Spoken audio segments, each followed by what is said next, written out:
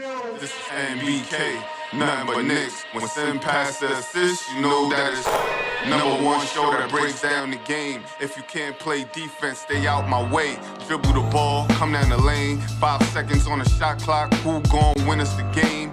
You wanna hear Nick updates and trade rumors? Post-game reviews, this the place you tune in. So tell a friend just to keep the ball moving. Like the page if you feeling the movement. Every game we coming to win. Give us a sub like a player that came off the bench. This is NBK, nothing but Knicks.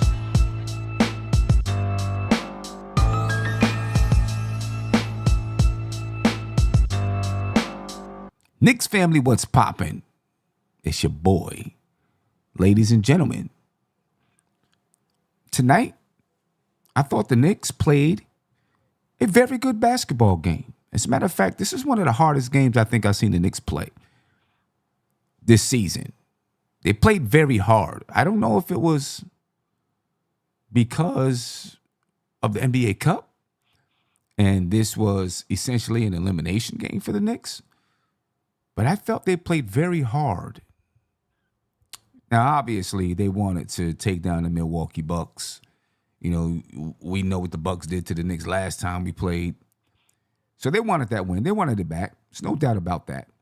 But I just felt like they played really hard. You know, and when you play hard, it equals results. Now, you had guys like Kyle Kuzma. Kyle Kuzma went off. Kyle Kuzma is a guy that I wanted the Knicks to actually get. I thought that Kyle Kuzma would have been a very good addition to this team coming off the bench. You know, as a power forward. My interest was when Julius Randle was here.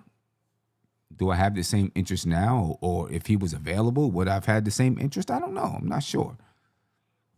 You know, and listen, he didn't come into the game shooting the three very well. But he shot it well tonight.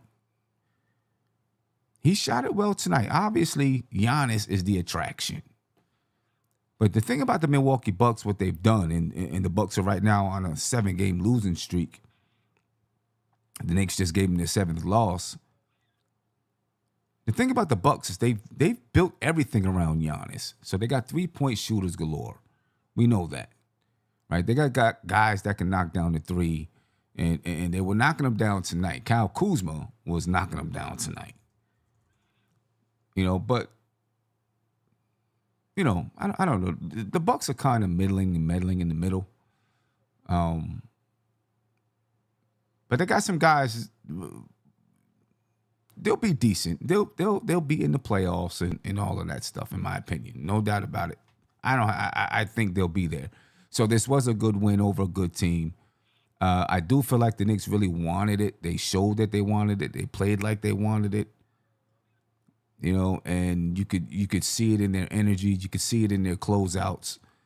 You know, you could see it in the hustle, diving for loose balls, things of that nature. You know, and I'm hoping that these early season, it's still early season, these early season type of matchups where you're forced to hustle hard, and this is one thing good about the NBA Cup, I think. And me and Tony had this discussion because he asked me how much I care about the NBA Cup. And I told him what I like about it is I think it helps you focus early on in the season. When you're playing these games in October, November, December, you know, before the NBA Cup, you could, you know, kind of brush them off maybe after your first few games. But I think with the NBA Cup, if you're motivated and you want to win it, it starts to bring that competitiveness out of you. You understand what I'm saying? So I like it. And I like the way the Knicks performed tonight. I like what they did tonight. Now, did they expect Kyle Kuzma to go off the way he did? Probably not. And Kyle Kuzma was 8 for 9 from the field, 4 for 5 from the 3-point line. It may have been their plan, though, to allow Kyle Kuzma to shoot, to be open. because he was shooting from three so bad coming into the game. You know what I mean? And if that's, if that was the plan, then, that was probably a good plan. And what I like about that is it shows you that they're thinking the game, the coaching staff, right? They're trying to figure out how to take advantage of any and every matchup, using the statistics to game plan defensively. Now, has it always been successful? I don't know. It wasn't really successful tonight. If you think about it, if that was the game plan to let Kyle Kuzma shoot when he's open from three, I'm saying, well, then maybe it backfired because he was knocking him down. But it at least shows that they're thinking the game. They're making decisions based on the other team's weaknesses. Right now, Mike Brown says that the Knicks he's okay. He's satisfied with the defense, but they can get better. I'm not completely satisfied with the defense. You know what I mean? We give up a lot of threes. We give up a lot of looks at the basket. Tonight was different, though. Tonight was different. I thought the closeouts were more aggressive. And they knocked down some tough threes. There's going to be some open threes every once in a while. That's going to happen. But they knocked down some tough threes. The closeouts were aggressive. When guys went to the basket, there were a couple things at the basket. That's going to happen. But the ball was being hawked. And that's what you want to see. And I hope that we can grasp that and bring it with us for the remainder of the season. But that's what you want to see. The ball, you get to the basket, hawk the ball. Get that thing out of there. You're going to pick up maybe a few more fouls. Right? But now players are concerned when they go to the basket. Right? They're concerned about it. They're thinking about it. Oh, damn, they like to hawk the ball. So I better be careful when I go to the basket. That's what we want that's how we want teams to feel. But the Knicks protect the Garden. Captain Clutch and the Warden protected the Garden against the Greek Freak. And that's what we've got to do. That's what we got to do. So now we advance in the quarterfinals to the quarterfinals. And if I didn't look at the schedule, I'm going to look at the schedule right now. But if what they said on the telecast is correct, we'll be playing the Toronto Raptors in the quarterfinals. That should be interesting. We play the Raptors next, right? And that should be fun. Emmanuel Quickly, R.J. Barrett, former Knicks. So that should be a fun. And the Raptors are good, right? The Raptors are good right now. The Raptors are second in the Eastern Conference. They've won 9 in a row, 14-5. So that should be interesting. But let's continue to break down this basketball game here and what we've seen from the New York Knicks. Obviously, Jalen Brunson had to step up tonight, right? And was his normal self, doing things that only Jalen Brunson can do, hit some big shots down the stretch. The Knicks ended this game on like a 9-0 run to close out this basketball game. That is what you want to see. You want to see this team be able to step up in the clutch and make plays. And that's what they did tonight. They stepped up big time in the clutch to make plays. Hustle for loose balls. Grab rebounds, right? The Knicks dominated the glass tonight over the Milwaukee Bucks. Hit big shots down the stretch, right? These are the things that we haven't always seen from this team this season so far. We haven't seen them really, I don't know, just have that killer instinct, but it felt like they had that killer instinct tonight. Felt like they had it tonight, ladies and gentlemen. It felt good. Felt good. Sean, here you go. You're talking about my boy Deuce already. We just got here.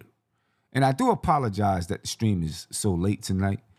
You know, holiday season, family around, and things like that. You do what you got to do. Sean says, as soon as I been getting on Deuce, he been playing like I know he can play. When he plays like that, the Knicks will have a good night 9 times out of 10. Deuce had a nice night, very nice night. 19 points tonight for Deuce McBride. You know, he's playing at a high confidence level. Very confident Deuce is playing. Right? He's not afraid to shoot the ball. He's not afraid to make mistakes. He's not afraid. And I'm seeing, you know, some footwork from him that I haven't seen before. I'm seeing some creativity that I haven't seen before in previous years. So he's obviously working on his game, maybe taking some pointers from Jalen Brunson. You know, you got to like what you're seeing from Deuce, even when he's having an off night, Sean. I mean, Deuce was never brought here to be a scorer, but he's turning into a reliable scorer for this team. Right? A reliable scorer. So I like what I see. I'm proud of him. And, you know, we were talking about him being traded and stuff in the last show. I hope he's not traded. I don't think this regime wants to move Deuce. I think Deuce is going to be one of the mainstays here. Obviously, you know, contracts and all that kind of stuff play into the decision. But, you know, shout out to Deuce. I think that Deuce will. Nostalgic Nick said Deuce needs a contract extension. One could be coming for him if he continues to play like this. But a very good win for the Knicks, 118-109 over the Milwaukee Bucks. The Milwaukee Bucks lose their 7th in a row, ladies and gentlemen. The Knicks win their 3rd in a row.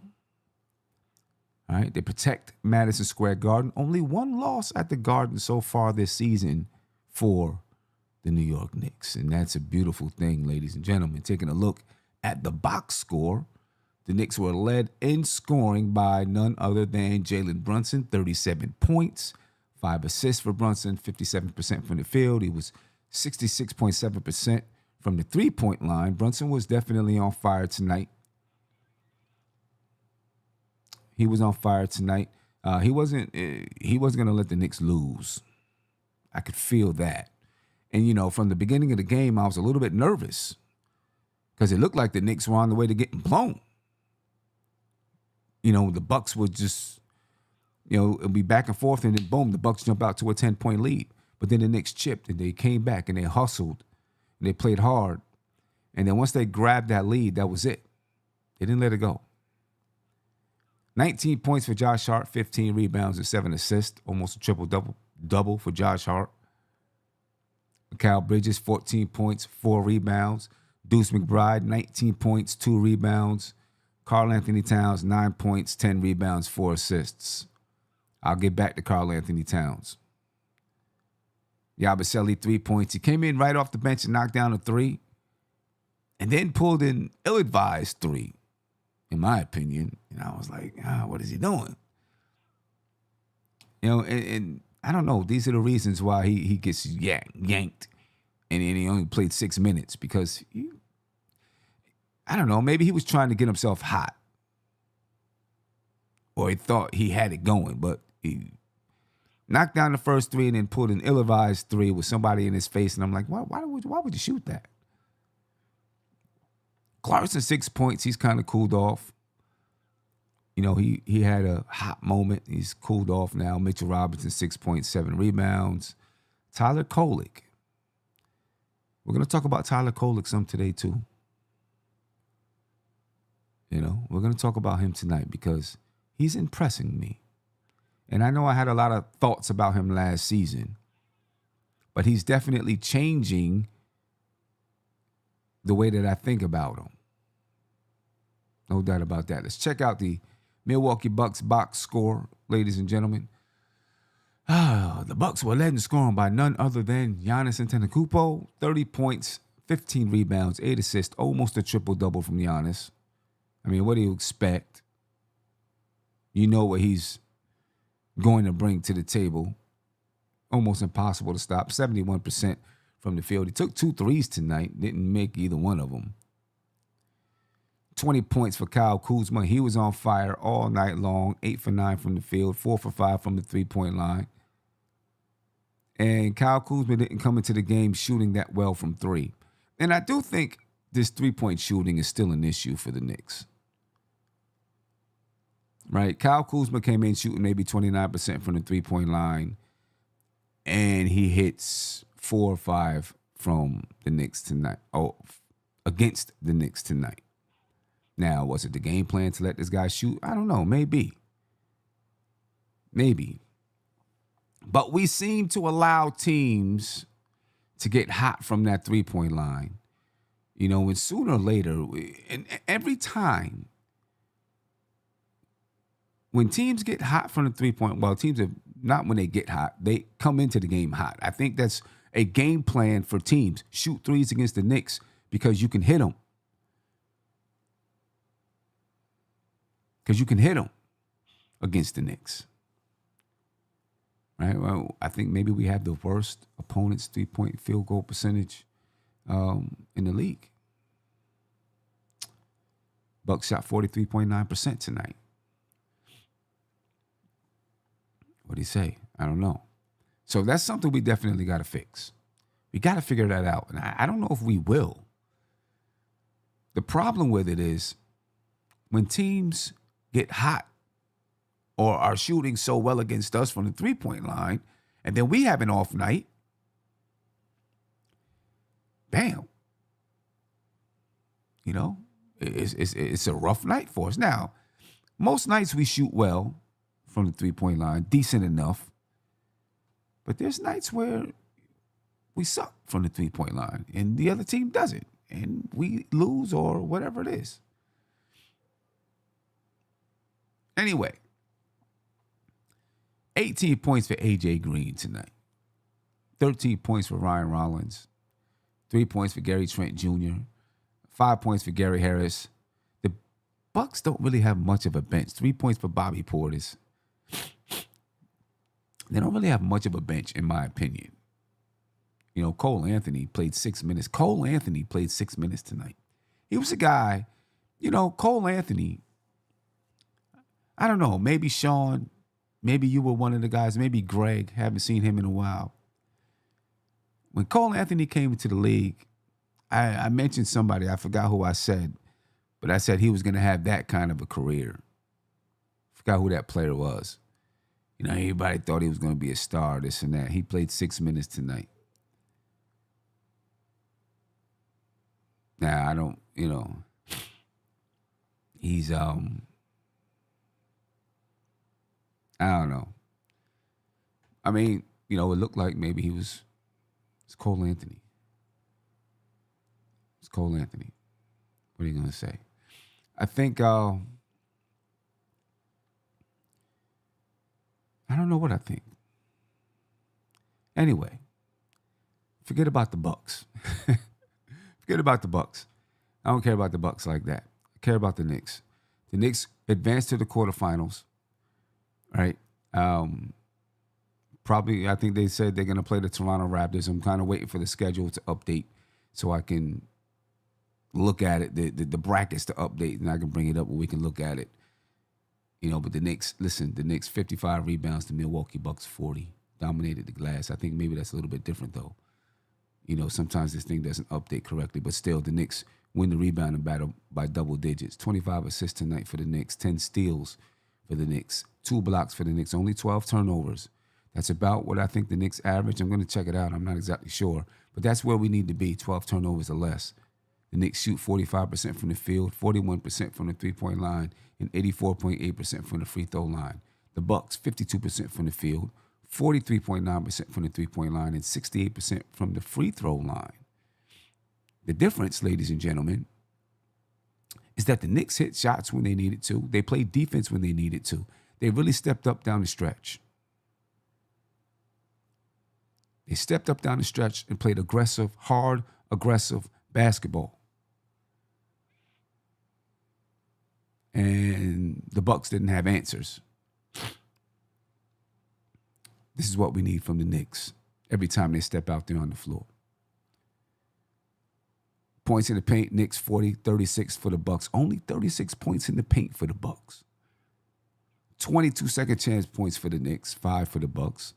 15 fast break points for the Knicks, only 11 for the Bucks. So, good game from the Knicks against a decent basketball team. Now the Bucks, at this point in time, when you look at the standings, listen, they've lost 7 in a row, right? They were once 8-5. They had lost, I think, 2 in a row before Giannis went out. They went on to lose the next 4, and then they lose tonight against the Knicks with Giannis back. So the Bucks are in 11th. They're 8-12 in 11th place in the Eastern Conference, but they're a better team with Giannis there, obviously. They're a playoff level team with Giannis there. Right? Will they move up into the top 6? We'll see. Let's see if Toronto can hold on to being this good. What happens with Atlanta? Right? Detroit, New York, obviously. Cleveland. We'll see what happens with Miami as well. They've won 6 in a row. Still a lot of basketball to be played and a lot of shuffling to be done. What I do know is that the Knicks will be there, Detroit will be there, who they've lost 2 in a row, coming down to earth. Right? The Knicks can continue this winning streak. We can start to knock some of these guys off. We play the Toronto Raptors, we can start to knock them off. Teams like that off and claim our spot in the Eastern Conference. Claim it in the Eastern Conference. But I want to talk about Karl-Anthony Towns because we see him dominate against teams like Brooklyn, right? We see him dominate against those teams. We see him throw his body around, right? Push people out the way, go inside. Well, he didn't take a 3-point shot until the third quarter against Brooklyn. Where was he tonight? He played hard. I'm going to give it to him. He played hard. Right? I seen him hawk the ball, try to block shots. But I feel like it happens too often for Karl-Anthony Towns to be an All-NBA player. Too often, he has nights like tonight on the offensive side of the ball. 8 shots. Okay, grab 10 rebounds. 8 shots. To be one of the best offensive big men in the league, one of the best offensive players in the league, I just don't feel like he should only take 8 shots. And we went through this even early last year. Josh Hart, 12 shots. And he was only shooting 41%. It's not like he was heating it up. Bridges, 12 shots. Okay, he was shooting 50%. Clarkson, he shot 15% from the field. He took 13 shots in less minutes than Cat. Deuce only took 8 shots, but he was hot. But he took the same amount of shots as Cat. I don't understand it. And it bothers me. It bothers me that sometimes he melts. It feels like. And just okay with being second fiddle. I mean, he already knows he's second fiddle. Okay with being third or fourth fiddle. Whatever you want to say. I don't know. I don't get it. I don't understand. You rarely see him demand the ball. No matter who's on him, you don't see him demand the ball. It really becomes up to the guards or somebody else to realize that he has a mismatch and give him the ball. It just bothers me. It just bothers me. J-Rock said maybe he's tanking against the Bucks because he doesn't want to be traded there. I don't know. I feel like he gets intimidated against the Bucks because of Giannis. I seen Giannis go to the basket first quarter, maybe it was, lay up, come down and bump Cat. You know, I don't know. I think he's intimidated by Giannis. I think he gets intimidated by guys with that type of stature, that type of size, that type of aggression. And that bothers me because I think people around the league know it. I think teams around the league know it. Players around the league know it. You know, I don't know. To me, Cat should not be shooting just 8 shots. I don't care if you're 2 for 8. You're one of our best scorers. You're one of our best scorers. You know what I mean? Demand the basketball. Get yourself in position. Like, be an aggressor. You know what I mean? And it really does irk me. You know what I'm saying? It really does irk me. It bothers me. You know? Said he had 30 plus against him multiple times last year. That's good. I get it. Okay. I don't know. To me, Cat is the type of player. He has the type of offensive skill. He should never be. It should be a super rare occasion that he only scores in double digits. He has that type of talent. You know, he has that type of talent. Old Head 4871 said the alley-oop Giannis caught early in the game. Cat was drifting towards the foul line instead of staying in the paint. Looks like he was avoiding Giannis. He probably was. He probably was. I do think he gets intimidated by guys like that. Jamrock always said, I don't think he's happy with his role, to be honest. And these are protest games when Brunson is doing Brunson things. He's not Kobe. He's not Kobe. What role, Jamrock, what role, and you can call in and talk about this if you want to, 516-362-5212. What role did he think he was going to play? If he's not happy with his role, what role did he think he was going to play? I mean, is he, okay, we're starting a small lineup and he's at center. Is that why? I mean, you know, it's been like that for the past few games and he hasn't played like this. Shot or only took 8 shot attempts. You know, at this point in his career, you would think that he understands he's 7 foot. He's going to play center. He's going to play power forward. And you would think right now in his career, he wants to win a championship. He's 30 years old. He'd be like, you know, whatever I have to play, whatever I have to do, that's what I'm going to do. You know? He had 20 shot attempts against Brooklyn. He was dominating against Brooklyn. Right? And you can see him playing with super confidence. Then he's at 13 shots against Charlotte. Now 8 shots against Milwaukee. Now, against Brooklyn, he was a plus 25. Against Charlotte, he was a plus 6. You know, so no complaints in that department. I don't know. I guess my complaint is more about the mentality. And, you know, maybe it's just been told, hey, you're not hitting, don't shoot the ball. But stars, in my opinion, if they're not hitting, they want the ball so they can get themselves in rhythm. You know what I mean? Like, he's one of the guys the Knicks need to play through. He's averaging 22.4 points per game this year. He's shooting 45% from the field. You know, one of the lowest of the lowest of his career. And he's shooting 32.6% from three, the lowest of his career.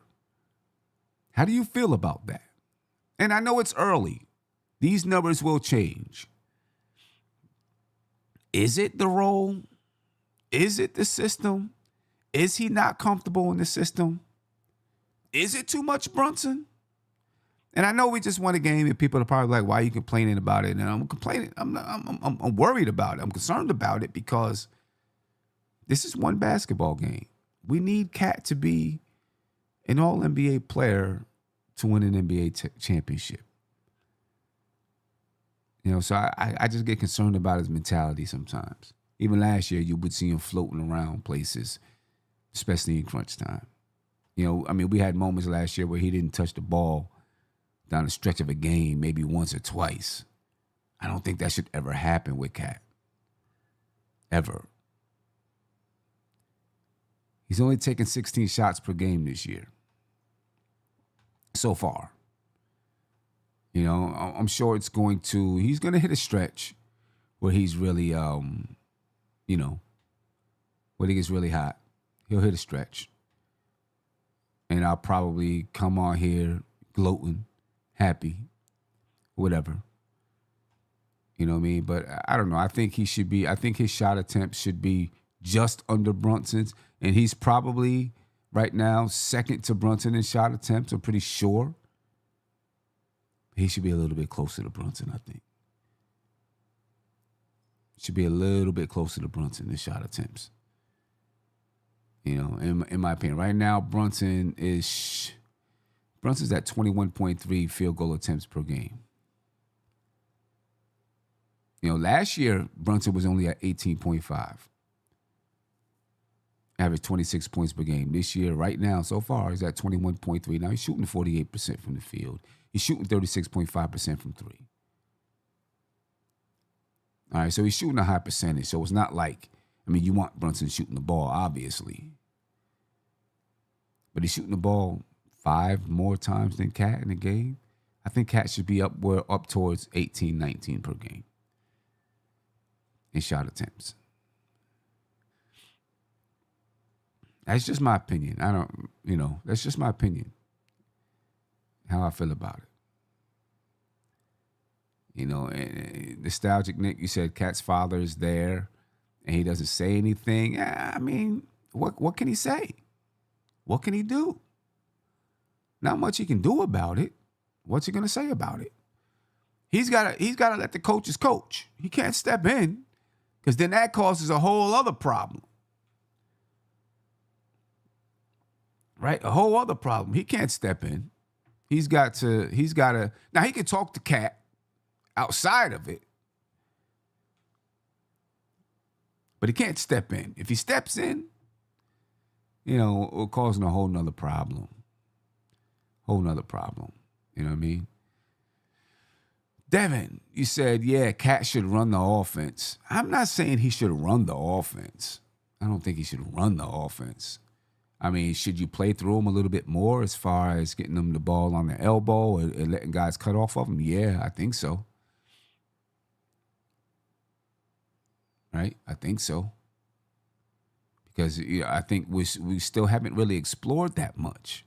And I thought we would with Mike Brown, and maybe we still will. But we haven't seen it that much. Now, in order to do that, I think Mitch can't be on the floor. If you're going to put Cat on the elbow and let guys cut off of him, you can't put Mitch on the floor. Because if Mitch is on the floor, then Mitch is hanging out down there by the dunker spot. And even if he goes out, they're not going to respect that he can shoot the ball from out there. So they're still going to hang close to the paint. In order to have Cat get the ball at the elbow and they have guys cutting to the basket, you got to have shooters out there on the floor, which right now, when you look at the starting lineup, I want to dig a little deeper into that. Even though we talked about it last show, but when you look at the starting lineup, you got guys that can shoot from the three-point line. So we should be able to have a little more cutting out there. Get Cat the ball on the elbow, let guys cut to the basket, and make some plays. We're not seeing enough of that. We're not seeing enough of it. So I don't know. I don't know. Jamrock said, personally, I think Brunson's shot attempts are fine, but probably not distributed properly quarter by quarter. If Brunson takes 7 of those in the fourth quarter and feeding the other players in other quarters, I'm not complaining about Brunson's shot attempts. I'm not complaining about that at all. He should shoot the ball. He's the best scorer on the team. So I'm not complaining about that. I'm complaining about Cat's shot attempts. Listen, the Knicks started the season shooting the ball 98, 99 times per game. Tonight, they shot the ball 84 times. They've slowed the pace. Okay? They've slowed the pace tremendously. And I think it's better for them. Right? They still try to push. And they still push more than they did last year. Right? They still are playing with better pace in the half court. Quicker shots. So that's good. But they're still not taking more shots. They're not taking more shots than they took last year. You know. So, I mean, I think the shots are more distributed as far as players on the team, who's taking what shots, how many shots, et cetera, et cetera. I just think Cat should shoot more shots. That's all I'm saying. He can shoot. He's a scorer. He can score the basketball. He's got to get a little bit more aggressive, demanding the basketball. Letting his teammates know that he wants the ball. And maybe he doesn't have that kind of cachet, you know. Maybe not. I don't know. Anyway, last thing about this. Jamrock said, I don't think Brunson's shot distribution is good, to be honest. You don't think his shot distribution is good? You mean, when you say shot distribution, you're saying by quarter? Because that's what you were explaining earlier. Are you saying by quarter? I think Brunson, I don't think his shot distribution, listen, he's the best scorer on the team. He can shoot him when he wants to. So I don't think we have to worry about his shot distribution. I think that, you know, we've got to trust Brunson to see the game and then say, I'm going to take over now. And that's something that Brunson is still learning, I think. Still learning the game, learning when he is to take over, learning when he needs to pass to somebody else. So I think that's something that he's still learning. And I think that's one of the reasons why guys like Mo Cheeks are there. Right? Because he was one of those point guards in the league that could distribute the basketball. And so I think he's there to kind of help Brunson a little bit in that aspect. Not just Brunson, but, you know, Brunson. You know, and I think when Brunson, when his game goes to another level, it's going to be when he can score 28 and still get everybody involved and run the team. I think right now he's learning how to do that. You know what I mean? Sean said, get off Brunson's back. That man can shoot whenever the hell he wants to. He's earned that. I agree with you 100%. He can shoot when he wants to.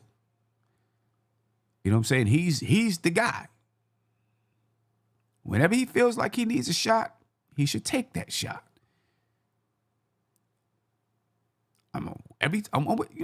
Listen, Sean, we've been agreeing lately. I don't know what's happening.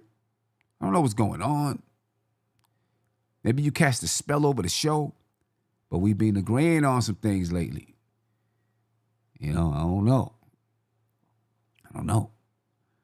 But yeah, Brunson should shoot the ball whenever he wants to shoot the ball. I have no problems with Brunson ever shooting the basketball. And I see people say, oh, you know, when Brunson is in the game, the offense stops. You know, you've seen other teams try to get in our heads, right? And say, you know, the Knicks offense looks better without Brunson and all that type. Whatever. Y'all bugging. Y'all bugging. You know what I'm saying? Brunson is going to shoot whenever he feels like he needs to shoot, and we've got to trust him with that responsibility. Jan Rock says, then don't complain when other players don't show up in the fourth quarter. Okay, so let's think about this though, Jan Rock. I don't think it's just that Brunson is hijacking the basketball game. You understand what I'm saying? I don't think he's hijacking the game. Not by a long shot. Now, were there times last year when maybe he did hijack the game? I can admit it, yes. That's happened. But for the most part, I don't think he hijacks the game. But it's got to be up to, but Cat's got to, how do I want to say it? Throw some balls. And say, give me the damn ball. That's what. All right, let's look at the fourth quarter tonight. In the fourth quarter tonight, Brunson, 4 shots. He was 1 for 4. Deuce McBride, 4 shots. Jordan Clarkson, 4 shots. He only played 4 minutes in the fourth quarter. Right, but let's talk down the stretch, though. Right, because Deuce McBride was out there. Of course, Brunson was out there. Cat, in the fourth quarter, 2 shots. He played 9 minutes and 24 seconds, took 2 shots. Now, maybe he took a few more because he was also 2 for 3 from the free throw line. So, once you get fouled, that attempt doesn't count. All right, so let's say he had 3 attempts. I don't know. To me, Cat fades too much. That's all I'm saying. And, I don't think that Brunson is hijacking anything. I mean, you look at the fourth quarter, it's not like he shot the most. He was tied with 3 people for the most shots in the fourth quarter. He just makes his shots. He was 1 for 4. He was 4 for 4 from the free throw line too. So I guess you can, maybe he took 2 more shot attempts. So let's say he took 6 shot attempts in the fourth quarter. All right, because he was 2 for 2. He made all 4 of his free throws. All right. Okay. So let's say he took 6. Still, Cat is at 3. He shouldn't be shooting 50. He should be at 4 or 5. And okay, maybe it is up to Brunson to find him. Maybe it's up to Brunson to find him. But I think it's also up to Cat to say, give me the ball. I need the ball in my hands. You know what I mean?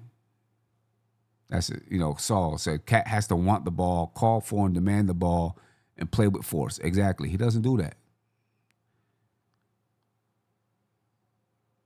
Gasface said Cat is a crybaby. If he doesn't get a call, he's yelling for a foul.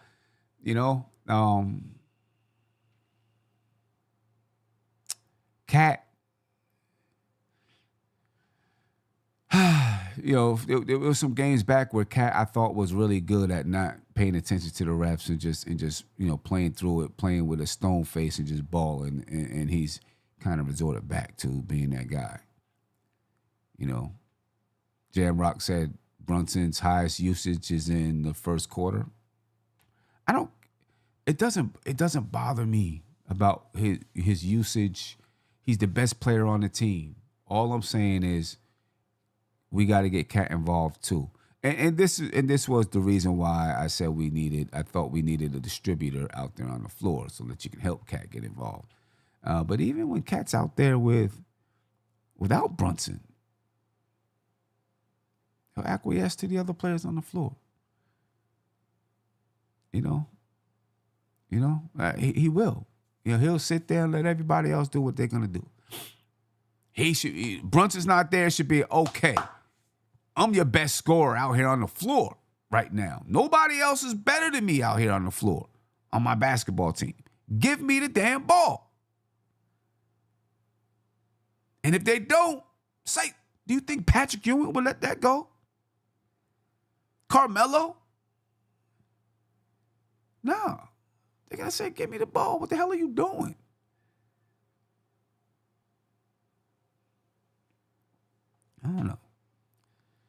Hey, we get to a phone call. You know what I'm saying? I got my man Jay Chosen on the line. Jay Chosen, what's poppin' with you, brother? How you feeling? Peace. How we doing? I'm good. You know, I'm just complaining about Cat a little bit. I love the win, but complaining about Cat just a little bit. Because I want to see the brother, like, get aggressive. You know what I mean? Grow Grow a pair. Yeah. Yeah, I can't disagree with that at all. I laughed when you said it because I had just finished saying grow a pair. And then you just said it straight up. But I mean, listen, if you don't, look, if people, these are people, right? They're not machines. They don't pretend like they don't hear the rhetoric that people are saying, or the commentary, or even straight to their face. I believe somebody like Shaq or somebody that said it straight to the face. People are saying that you're soft or blah blah blah whatever, and then go out there and prove them right. Like to me, that's the opposite of what should be happening. And I get it. Like this man, I feel how you feel. Like everything you said, I feel exactly how you feel. The man could go for 40 and 20, not just against Brooklyn, but Right. he could go for it. But he doesn't go up against, like, he won't go up against the Greek Freak. He's not going to run up, like, try to yam it on the Greek Freak. I just don't feel like he's doing it. Why? He is stronger in different ways, or heavier, let's say, than Giannis. Lean on him then. Show him that you're not nervous. Lean on him and call for the ball. Right. That does two things. That does two things for us. One, that lets people are going to collapse. That lets the shooters be free. That may draw. It does more than two things. It may draw a foul. We want Giannis to keep getting fouls. Might get a foul on him, and then it gets your heart up, because God forbid he just turns around and just actually does jam it in him. Oh my goodness. The Garden would go nuts. Everybody would lose it. Everybody would go nuts. Nuts. Oh man, look, I don't know. On 2K he does it, but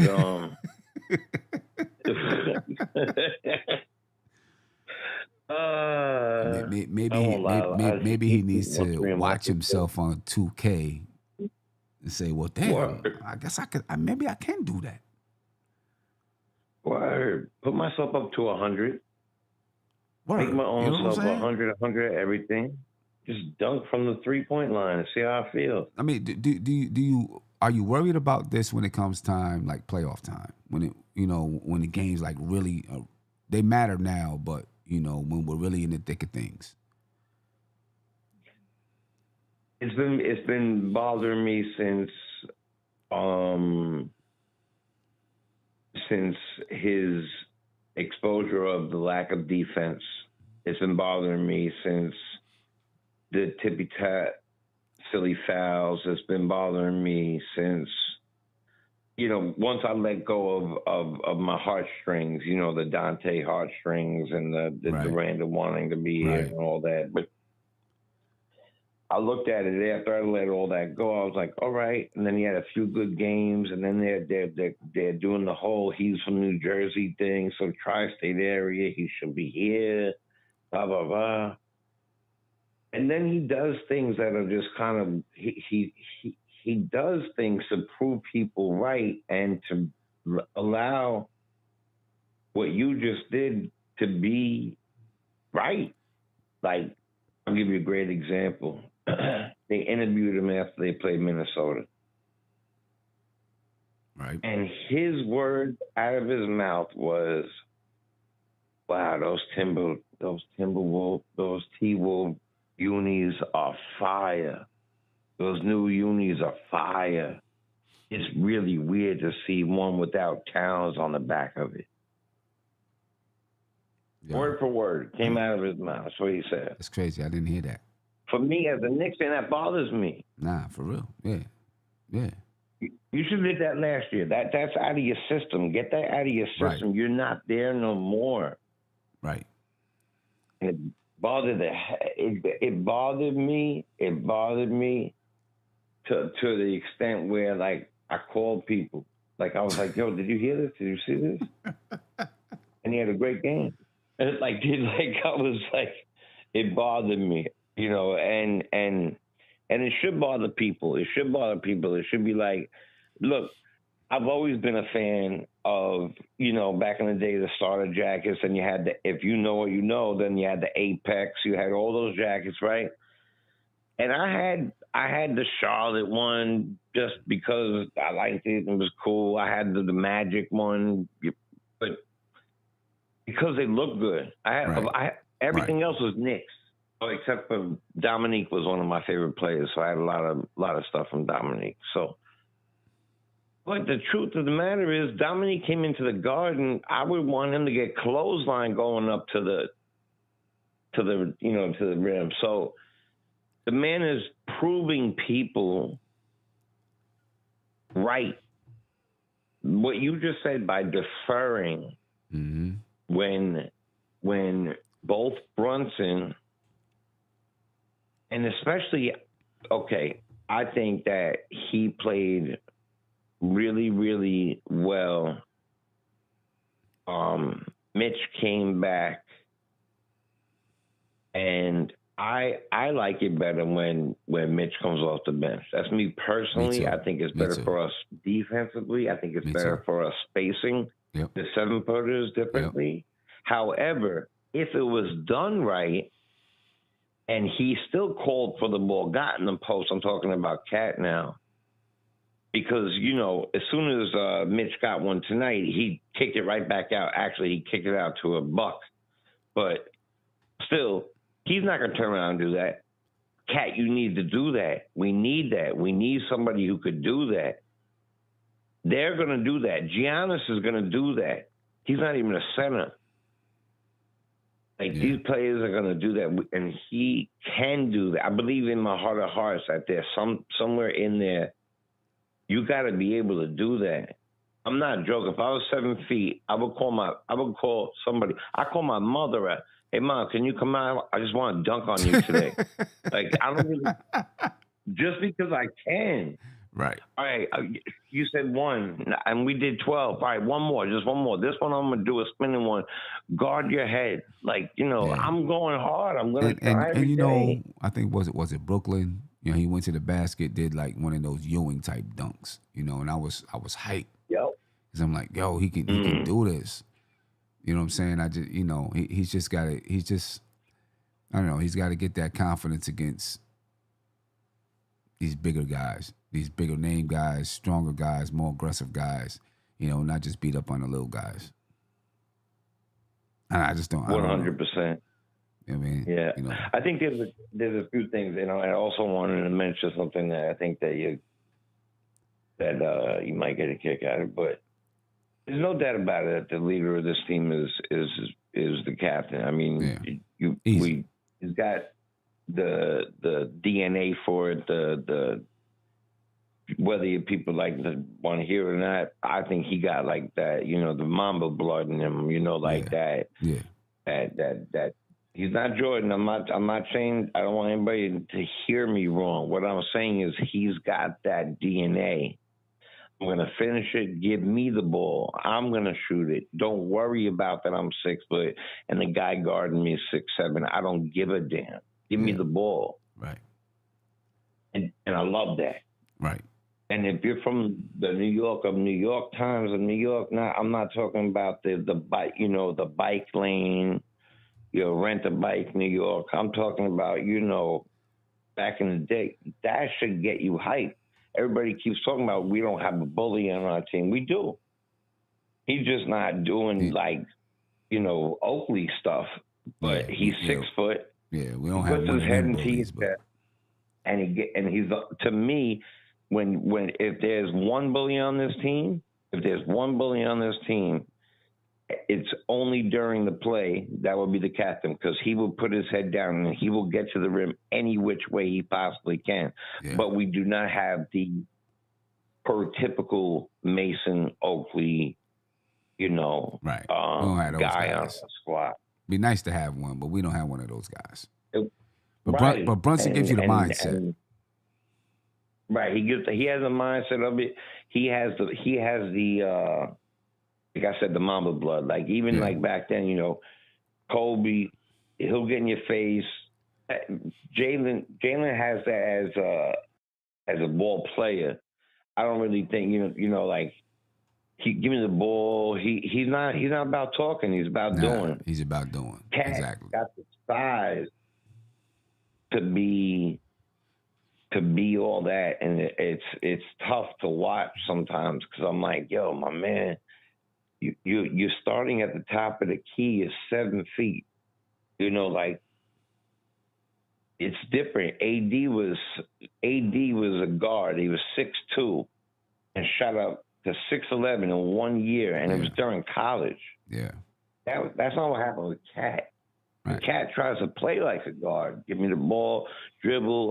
I'm gonna what does he do? He kind of like curls it in his arm, cuffs it. And I'm like, yo, forget the curling, bro. Just get down there. If you want to curl once you're down there. Like, give me the ball, boom, turn around, bang. Yeah. It's just I'm baffled a little bit by it. So yeah, I'm with you on it. And I think this is where it comes from. And I was thinking about it while you were talking about it. Yeah. The man came when you were the first pick in a non-New York-like place where the media is not hefty and they're dying for a winner, and at that time they were like terrible until they got here and whatever, and you become their golden child. When you get to the next place, he could do no wrong bringing them to the playoffs, doing all these things. They were tied for first just a couple of years ago. They were, doing all these things. And then you come over here and it's not Minnesota. This is not Minnesota. But he started off when he started off last season, he was playing aggressive, and I think he knew, like, he can do it. And he can do it. He can do it. He's just got to make up his mind to do it all the time, and sometimes he flakes out. But he can do it. Let me ask you this. That's why I said I was baffled. Yeah. That's why in the beginning when I said I'm baffled by it, because we've seen him dunk. That Ewan dunked the other day. I don't care it's Brooklyn, but I do care that it's not against Giannis. I do care it's not. At least try it against a guy like that. Try it. At least try it. What's going to happen? What's worse going to happen? You get blocked, maybe? Blocked? Right, at least So try what? it. Everybody gets blocked. Yeah. So you got to try it. And so I think that, he went there and now two smaller players have now taken the reins. At first it was Anthony Edwards, and now it's Brunson, and I just think that maybe he's got a little issue, but he's got to figure out. Is it an issue or is it an issue or is it confidence? Like, damn, these guys, I was the man. Now here comes Ant-Man, and he takes over. I mean, when he kept coming to the Knicks, he knew it was Brunson. You know what I'm saying? Now, boom, I'm traded to the Knicks, and I'm going to be second to this guy. Like, I'm not that guy. Do you think that shakes his confidence any? 100%. 100%. And I think that's why last year you saw it more, him going harder for the Rock, him going. The numbers that he produced last year, being the fact that you come to New York and your first year you go to the All-Star game as a center in New York, proves that you have it in you to do something that we're looking for. Yeah. And he definitely has something, but there's a difference between having something and having it. Yeah. Where I think Brunson has it, right? We know JB has it. Right. As the whole league, you're the clutch player, you have it. Right. And everybody says he's a bad defender. He's not a bad defender. He tries as hard as he can. He's 6 feet, just can't get to where he needs to get. Yeah. And most of the guards these days are a bit bigger than that. Yeah. So it's just a little different. Yeah. And he's not a great defender either, but right. But I'm just saying. What bothers me about it is harder. Yeah, what bothers me about it is that Brunson needs a counterpart when we get in these when we get in some of these games. He needs a counterpart that can be there and be stone faced with him and get a bucket, get to the line, whatever it is. Let me ask you, how are you feeling about Tyler Kolek? I want to talk about Tyler Kolek a little bit. How are you feeling about Tyler Kolek? Because last year, I don't want to say I was down on him. Well, no, I was down on him. Let me stop lying. I was down on him last year. You know what I mean? I was like, I don't think he can do it defensively. I thought his handle was a little suspect. He didn't have the speed. What I'm seeing from him this year is different. I've seen some speed. I'm seeing him look a little fearless out there at times, going to the basket. Not afraid to shoot the ball. You know, and still playing this game. I like what I'm seeing from him so far this season, and he looks confident. You know, his stock is rising for me. How are you feeling about Tyler Kolek? I like Tyler Kolek from the jump. I'm going to tell you why I like Tyler Kolek from the jump. When we look at this team, he is the only prototypical point guard that we have on the team. Yeah. Now, let me explain that from my point of view. Everybody say, well, what are you talking about? The captain's a point guard. The captain's a combo guard. All right? He's a combo guard. He could easily slide over to the 2, find his own slot, get open, make his own play, create his own play. He can distribute, but that takes away from how much he could, you know, score, let's say, or what it like he still had a great average last year and upped his average in assists by 2. But that was out of necessity.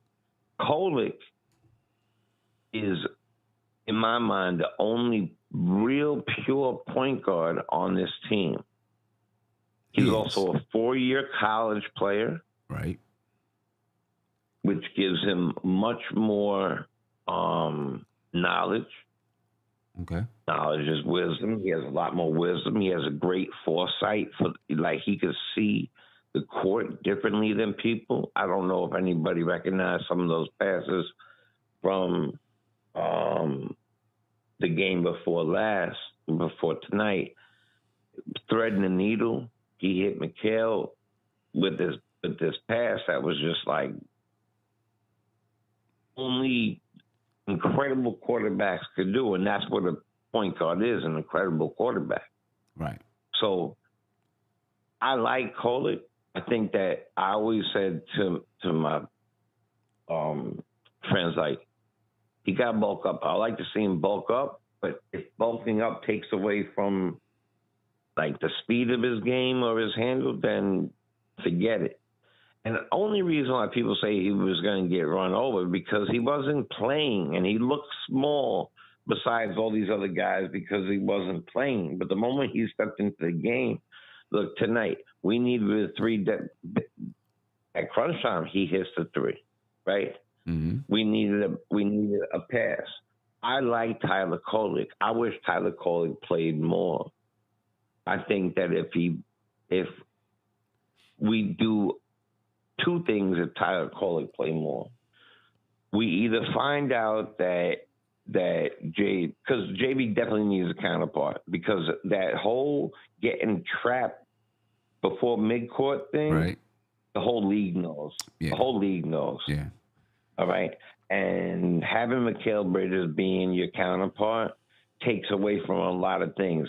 having a 6'6" guy get in position on the other side of the court. Now, if you're with Kolek bringing it up, then that's two people with very good handles, and they will bring it up no problem. That also allows JB to get into position if he wants, or just to get right across half court and get the ball back, whatever it might be.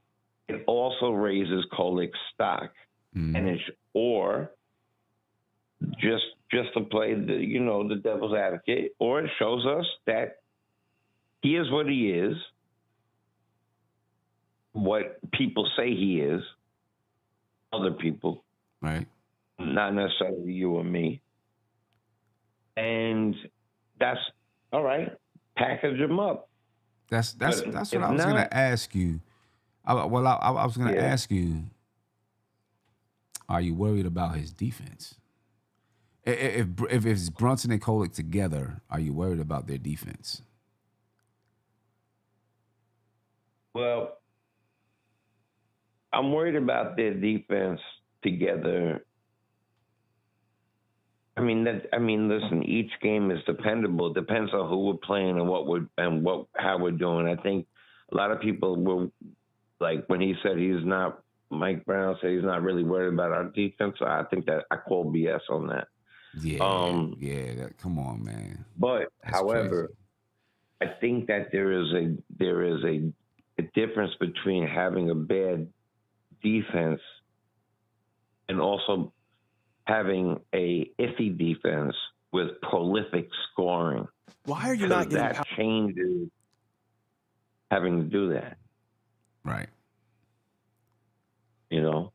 So am I nervous with them back behind there? I mean, I'm as nervous as are you nervous if it's him and Mikal bringing it up? I am nervous if it's him and Mikal bringing it up, because I'm not confident in Bridges against pressure.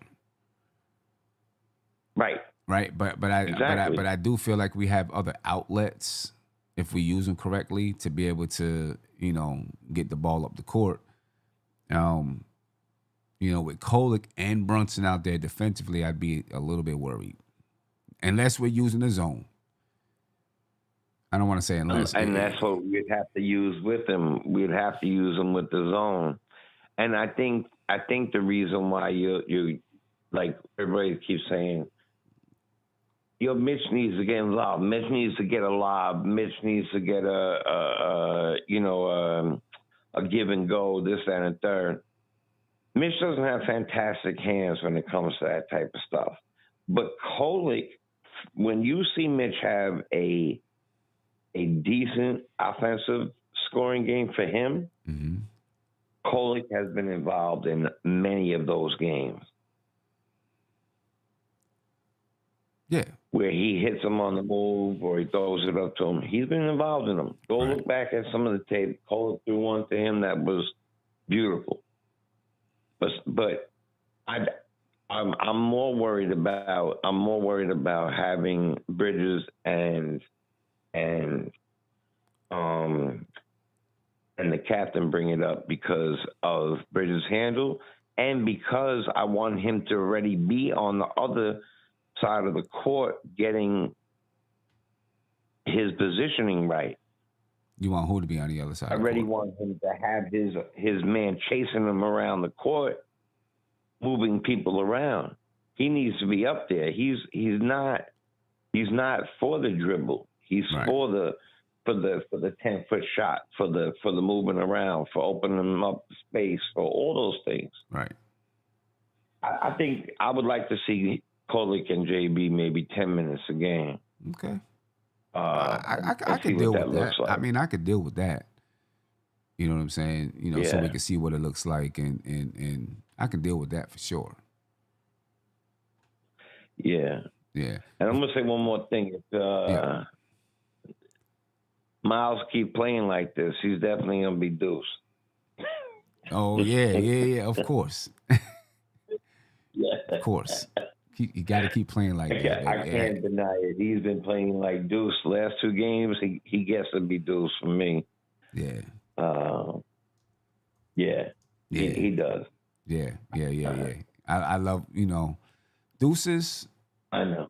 Last year we all thought, maybe Deuce would have a chance to be in the running for sixth man of the year. It didn't happen. I'm not saying he's going to do that now, but he's taking steps. Yeah, He's taking steps. And they're big steps for him. For his size, for who he is, for what he is, what he brings. I think they're big steps. Yeah. I think that for me, it's personal for me because I heard that in one of the trades prior to Quick going and also prior to Dante going, it was like Deuce, somebody else, and something else. And they said, no, and then it has to be Quick. And I was like, boom. And I was a big Quickly fan. Yeah. Big time. As soon as he got on scene, I was like, this guy has got Florida. He's got everything. He's gonna be a good player.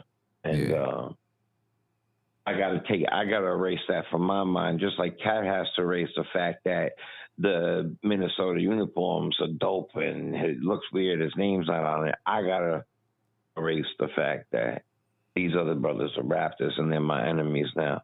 Yeah. Right. Of course. So that's really what it boils down to. I think that he plays a part in an important part, but the same thing goes for Mikal, for Deuce, as it goes for Mikal, where I'd rather see Kolek or Deuce bring it up with JB. I still rather see Kolek bring it up. Even. I mean, Deuce does a decent job. He does a better job than Bridges does. Does a better job than Bridges. I think so, because of his size, because of his movement, I think he's faster than him.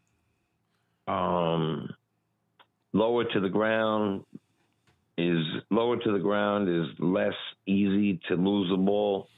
Right. So, I definitely do. But then you can't play,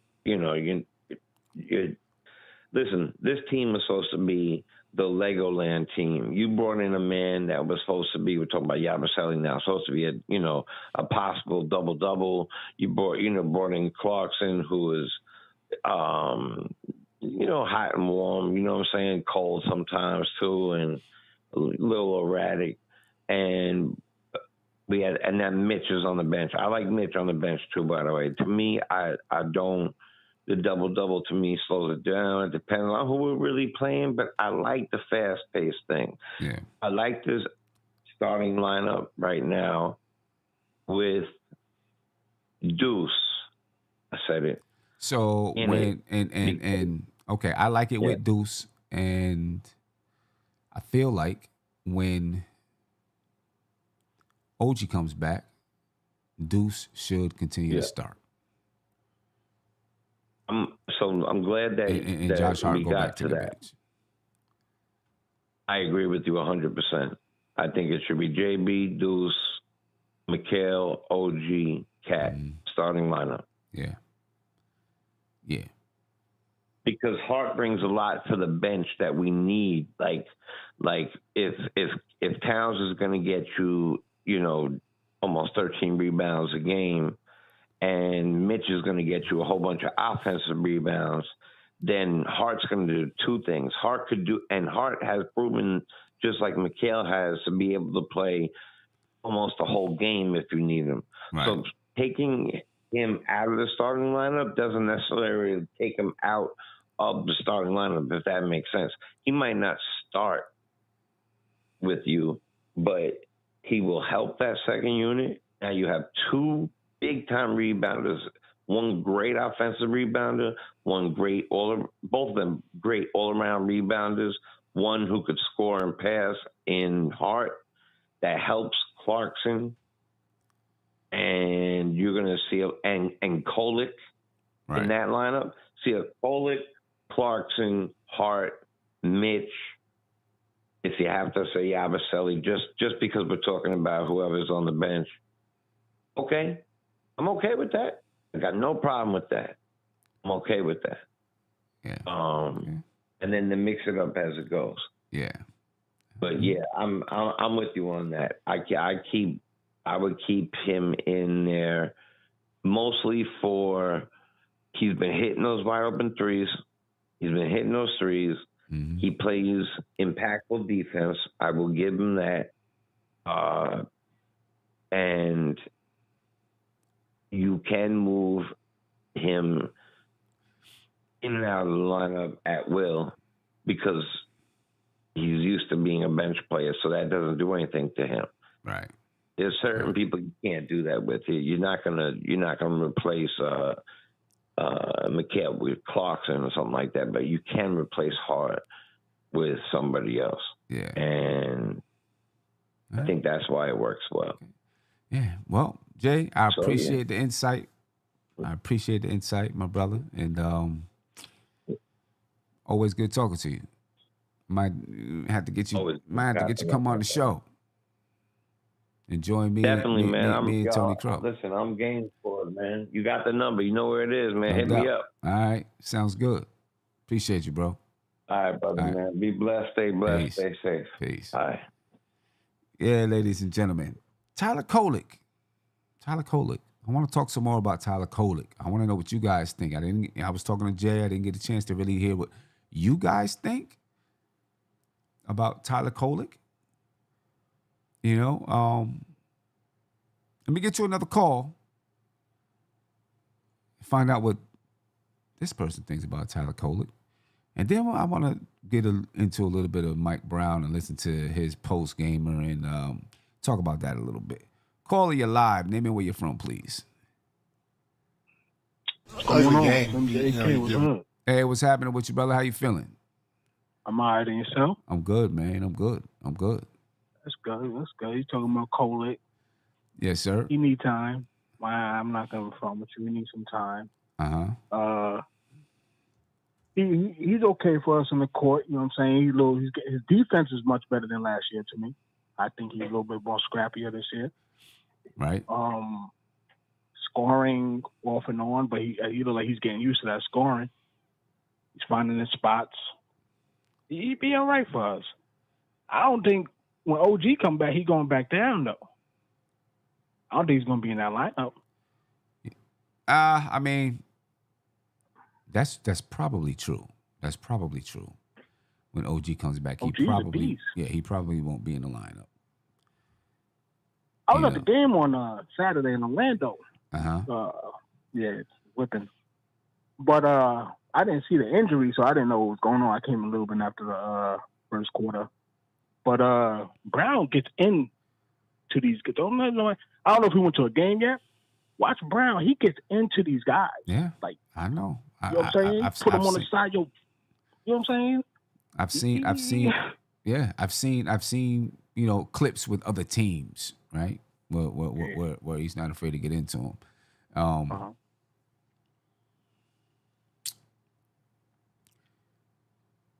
So you think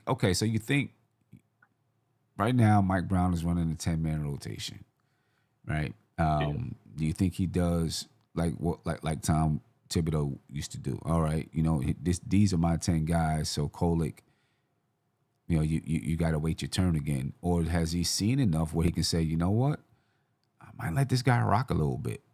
I might see if, you know, how much he can be part of the rotation, and maybe Yabusele sits down. The problem with that is we need Yabusele's height, but he's only playing 6 minutes, 7 minutes a game. Yep. That's what Kolek would get if Yabusele said 5 minutes. A pitch in there. That's what he would get. But do you want to go with another guard though? See, the difference, I feel like the difference with Tyler Kolek is that he creates for other people. That is true. You know what I'm saying? So it's not just him shooting the ball, right? He can come in and not take a shot and have an impact on the game. Yep. Right. So me that too. And I do feel like that's something, you know, we just had a big long discussion about Cat not getting the ball, not demanding the ball, and all of those things. Try to get into that too. I'm waiting for you. Yeah, we just had a big discussion about that. Tyler Kolek is a guy that can get other people the ball. He sure can. You know what I'm saying? So we need a guy like that because when okay, Josh Hart gets assists, but he's not a guard. He's not going to run the team, right? Oh no. He can get assists because he can attack the basket and kick it out, but he's not going to run the team. You know what I'm saying? Tyler Kolek is a guard that can run the team, put people in their spots, organize the team, right? Yep. And that's something that we don't have in the rotation, consistently in the rotation. At all. Yeah. Right. And that bothers, it bothers me some because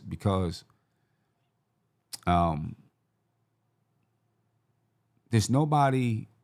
Brunson's going to shoot, and Brunson is not a floor general, right? No. He's not a floor general per se. You don't think? Yeah, I was about to say, you don't think he's a floor general? I mean, I seen him on a USA team, but that's a USA team. He was moving that ball. I don't know. Right. I don't know.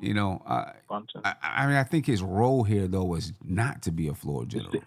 Yep. His role is to be the scorer on this basketball team. Be a scorer. You know what I'm saying? And so I feel like there has to be someone else. And Mikal Bridges isn't a true facilitator. I feel like we need one. You know what I mean? You don't think Mikal in Brooklyn, he was all right? Didn't he have like 4 assists in Brooklyn? Am I tripping? Yeah, but I mean, like you can get assists, but not be a floor general or a facilitator. Oh, the control. No, he don't do that. You know what I'm saying? And I don't think his handle is strong enough. No. To do that consistently. Wobbly. Yeah, it's a little wobbly. I don't think his handle is strong enough to do that consistently. It's crazy. I trust Cat bringing up the ball than him. Yeah, me too. I won't even. Yeah, I agree with you. I agree with you. Yeah. I don't know. Yo, I'm a little mad, Sam. Why you getting on my man Cap? Yo, why you getting on Bodega? Bro, Bodega Cat listen, like this? Man, because I'm hearing people. What's going on? Cat's the dude to me. I mean, he up and down, but I like Cat though. Over Julius, I like Cat. I mean, I knew he wasn't coming in with the defense. I knew that. But his offensive game is no joke. No, his offensive game is tough. But I feel like he fades away too much. Now, I'm not talking about on the shot. Fades away. I'm talking about fading away from the game. Like he took 8 shots tonight. He's still nursing that little hammy he had, right? He got a little thing going on with his he wasn't nursing it against Brooklyn. Oh, sure wasn't. He had like 38. You know what I'm saying? Like, and it's against these type of teams that I feel like he can step up more. You don't think Mike Brown's telling him to do something different? He ain't playing the same like he's playing with Tibbs. I can see it. The ball look like it's trying to go through him a little bit more this year. To me, I mean, I would like to see it go through him even a little bit more. From the elbow. I like him to take over the game, tell the truth. Yeah, I would like to see him. I mean, the dude is mad talented. That's really what I'm getting on. He's mad talented. He's very, very talented, and he can score. You know what I'm saying? He can get to the line. When he has games where he a 3-level scorer to you? A 3-level scorer? Yeah. I don't know if he's really that much of a mid-range scorer. That's true. Yeah. I would like to see him. Yeah, that's true. Yeah, I don't know if he's that much of a mid-range scorer, but he can get buckets and get to the line. And sometimes he just, I don't know, his mindset takes him away from the game and he gets like soft. I mean, and that bothers me. The captain need to get on him then. Yeah, true. Somebody got to talk to him. Somebody needs to get on him about it. Yeah. I don't know. But AK, I want to listen to this Mike Brown interview. Yeah. See, one more thing before you do that. Yeah. Yeah, I just got something. Me, I got to throw something out there. Uh-huh. I got a big thing. I think Mitch about to get traded, but I'm gonna leave that to you. Yo, one love. You know what I mean? Good talking. I'm going to get on this mic Appreciate again. you. All right. Looking forward to it. Tell your man, Crow, what up? No doubt. I'll let him know. I'm going to talk to him tomorrow. Yeah. I ain't doubt about it. No doubt. Peace. Yeah, ladies and gentlemen. About Mitch. We'll talk about Mitch. Let's listen to Mike Brown, and I may stop it here and there and comment on what he's saying. I'm gonna listen to Mike Brown and listen to what he's got to say about tonight's win versus the Bucks. Let's take a listen, y'all. Ugly game. You give Milwaukee a lot of credit. They came in and they put up a great fight. And, I told our guys they did a heck of a job finding a way. Milwaukee came out and seemed like they couldn't miss anything from anywhere, especially the three-point line. And our guys stayed together, stayed connected, and they kind of weathered the storm. They didn't panic at all, even though the game looked really easy for Milwaukee. We just kept trying to find a way to score, and obviously Jalen was big for us scoring the basketball with the 37 points. But versus a good team, you got to find different ways to win. It was big because we won the possession game tonight. We won it 15-34, and that helped create the separation. Our ability to offensive rebound, with 14 of them, was huge. And 14 offensive rebounds for 22 second chance points. That was probably the difference maker when it comes to scoring for us in the ball game. But a lot of great individual performances, especially defensively. Biased Josh, Giannis is tough cover for anybody, and especially when you're giving up 6-7 inches or whatever Josh is giving up. He fought all night. He was actually our defensive player of the game. But I thought the two biggest plays of the game were Cat's offensive rebound. His offensive rebound late in the game was going to be a one-possession game if they got that. But he gets offensive rebound. I think it puts us up by 4. But more importantly than that, he stole the jump ball. His awareness, his feel to be able to come up with that steal was huge. And that really put them in a hole. Because now it's a 2-possession game, our ball, and if we score, it could turn into a 3-possession game or whatever and create some separation. So I told Cat, I said, hey, sometimes it's going to be your night, sometimes it's not. He had 9 points tonight, but he had arguably 2 of the biggest plays down the stretch in the ball game when it comes to doing something besides scoring. And great teams, great players find a way to make your team great by doing something other than scoring. And Cat did that tonight with the offensive rebound and the stealing of the jump ball. I can give him that. I can definitely give him that. All right, and maybe those might even been the plays of the game tonight, right? So yes, I can give him that. He found a way to come up big, found a way to contribute down the stretch, even though he wasn't shooting the ball and wasn't scoring the ball. I still want to see him shoot more, but he found a way to contribute. So yes, I can agree with Mike Brown on that, and I'll give him that. Let's keep listening. This is what I think the third time or second time Mitch has been healthy, but coming off the bench. I just want to know, what have you thought of that configuration on the brief time you've gotten to see it? I've liked what I've seen so far. Mitch has given us a great punch off the bench, and his ability to offensive rebound against starters or backups is huge for us, and so he has to keep bringing that to the table. So he just gives us a different look with our starting lineup, and then it gives us a different look when we go to the bench. But, I know Mitch works a lot on his free throws. He did in the offseason.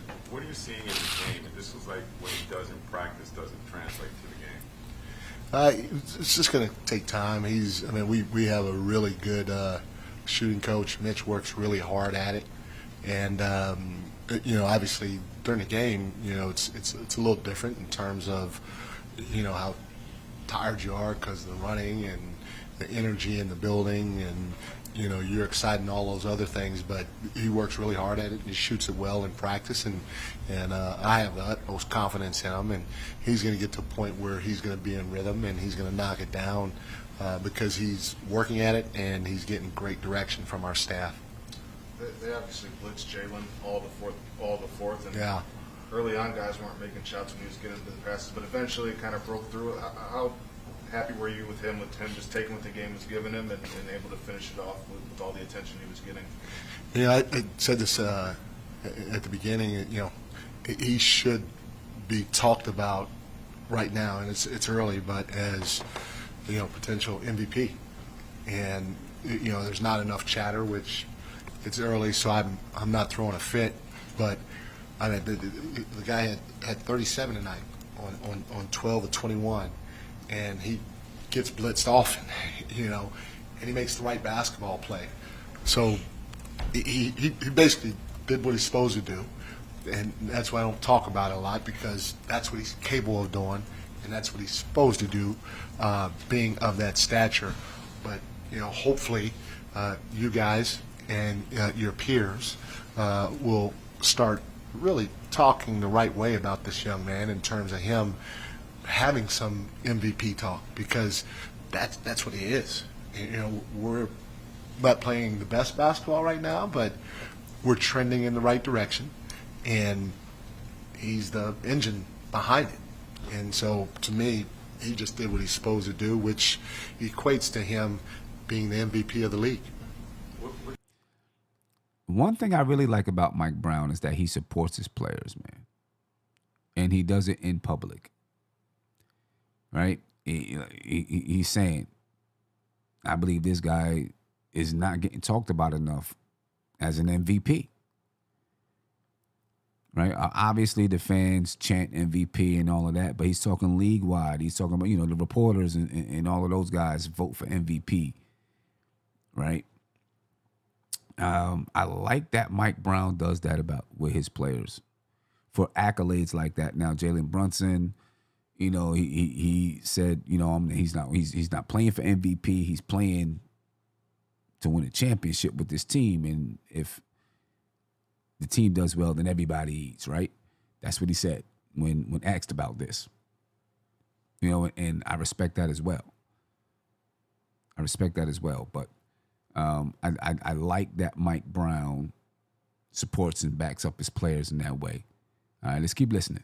What are you seeing with the minutes that Tyler's been getting since Landry's been out? Tyler's played well.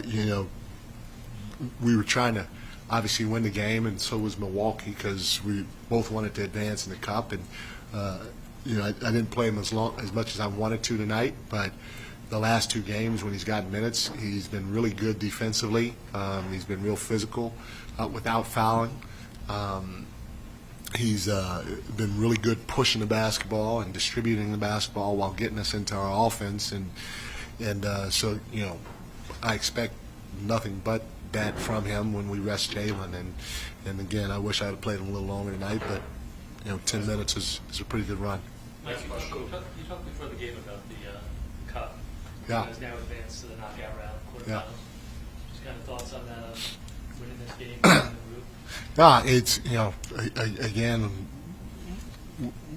our group was pretty tough. Miami's playing great basketball.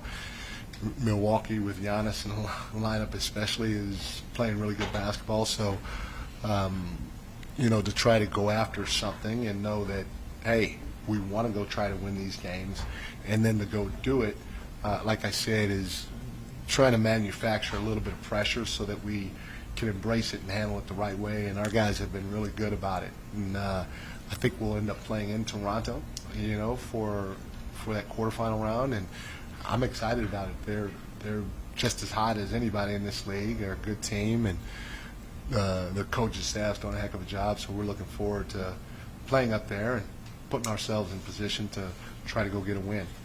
I said this earlier. I'm long-winded, Derek, but I'm excited about this because, early in the year, remember I talked about my progressives. I had a pair of progressives and I hated them, but now I have them, and showing his age now. Come on, Mike. I don't know if you guys noticed, but I didn't have to do this one time. So I design of Westchester. They provided me with my progressives, and this is even when I was in the locker room talking to players. I had my stat sheet in front of me, and I had not had to grab my glasses and take them off and look at the stat sheet in the last game or so. So voila. Wow. So Mike Brown ends it with an ad for iDesign. Okay. Maybe they gave him free glasses to do so. But anyway, a bunch of us are going to run to iDesign and try to get some progressives. I probably need some. Anyway, the NBA Cup. D Public Enemy says, does it mean anything if the Knicks win the NBA Cup? Perfect segue from Mike Brown to D Public Enemy. Yes, it does. It does for me. You know what I mean? I think it does mean something to win the NBA Cup. Mike Brown obviously he likes the manufactured pressure that makes you play with a different type of aggression, which I thought the Knicks did tonight. And I think that's what the NBA Cup does. You know, it gives you these in-season games to say, okay, you know, if you were sitting out, we need you to play. If you were resting, we need you to play, unless it's like really, really serious, right? Mini playoff games, ways to get your mindset ready for the playoffs, right? And then, you know, I would like to see it go a little bit longer into January and finish off at the All-Star game, right? Because then it keeps your mind, it adds something to the All-Star game besides the freaking All-Star game. You can just name these guys All-Stars and then play, have the champions, you know, have the champions, the NBA Cup championship during the All-Star weekend, I think.